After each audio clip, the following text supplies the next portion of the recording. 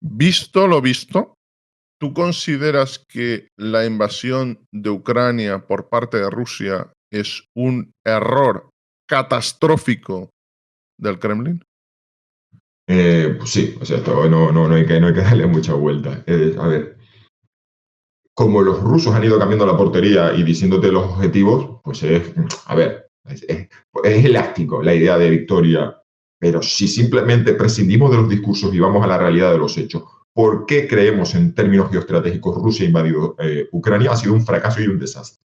El objetivo era convertir a Ucrania en lo que se llama un estado tapón, que fuese un colchón que separase a los territorios de la OTAN de Rusia y formase parte de ese glacis defensivo. Eso no se ha conseguido. La bandera de Ucrania sigue ondeando en Kiev.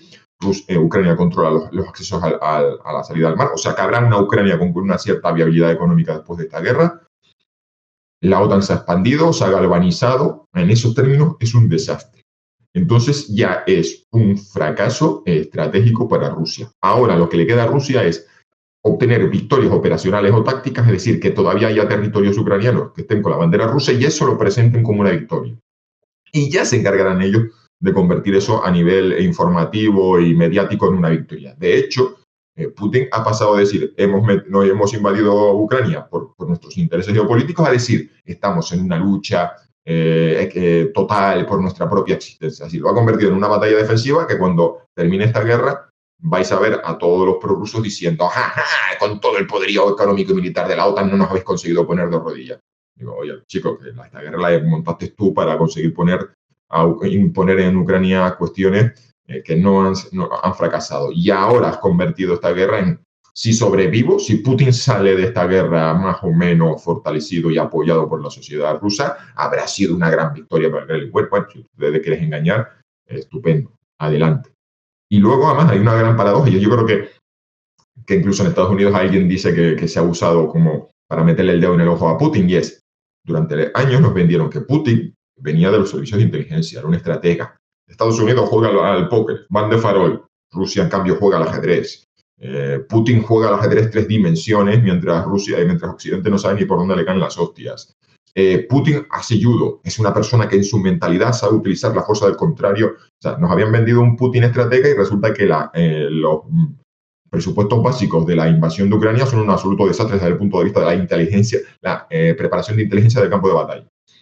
Se presupone que los ucranianos no tienen media hostia, que la población los va a recibir con los brazos abiertos, mandan unidades antidisturbios porque ya dan por hecho de que van a conquistar el país, dan por hecho de que Occidente no va a reaccionar y se van a quedar de brazos cruzados viendo una jugada tan agresiva y tan arriesgada. Pero tú, justamente eso que estás diciendo, que para mí es clave, y para mí es una, yo lo digo, ¿no? Las guerras en el fondo es una forma de obtención de información. Es una forma de saber cuál es el estado en un departamento concreto de tu adversario. Cuando no has solucionado un problema político, puedes averiguar, igual que un niño puede testear, puede comprobar sus padres qué límites tienen. La guerra es una forma de averiguar información. Teníamos una información de lo que era Rusia en tus vídeos y creo que en uno de tus artículos comentas que se tenía la concepción de que era el ejército de tierra más poderoso de toda Europa.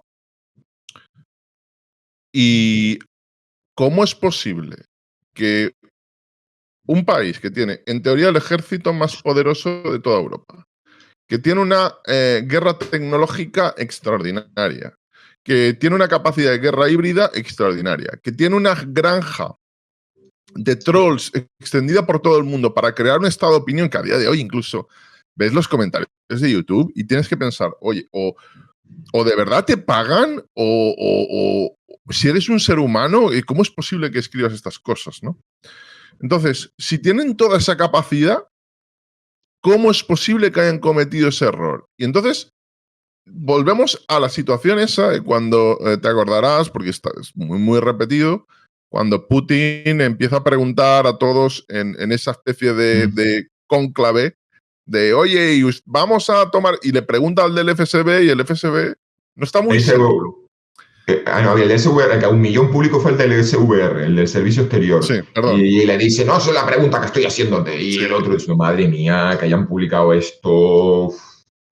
claro. Bueno, eso es una Pero ¿tú cosa. no crees que eso es a veces es el ejemplo de que el flujo de información no era el correcto? Porque si el flujo de información hubiera sido el correcto, el Kremlin no hubiera tenido lo de los datos adecuados para tomar la información, porque a mí no me dio la sensación de que el responsable de la inteligencia exterior no supiera exactamente al problema que se enfrentaban, hasta el punto de que hubo cartas abiertas de coroneles del ejército diciendo que esto era una locura. Yo me acuerdo haber leído 2 a la semana siguiente diciendo, oye, esto no es 2014, esto es Sí, ¿verdad? 2022. Me acuerdo el coronel que invitaron al chiringuito nuclear, lo llamamos así en España por un programa de fútbol que se llama El Chiringuito, y allí es la típica tertulia con Soloviev y Anita Simonian y demás. Y el tipo, además, se nota que le apretaron las tuercas porque a la semana siguiente, invitado en el programa, dio un mensaje muy en la línea pro-gubernamental y me acuerdo que fue muy comentado.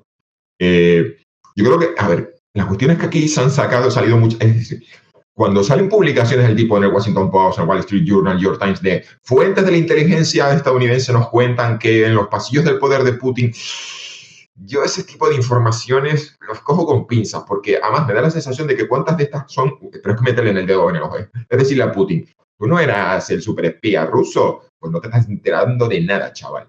Y lo que cuentan, que lo puedes creer o no te lo puedes creer, es que Rusia, el flujo de información es deficiente. Se ha convertido, o sea, que funciona un poco como en esas organizaciones malvadas de películas, no sé, de un poco de serie B, donde a la gente le da miedo o pánico elevar a la escalón superior las malas noticias.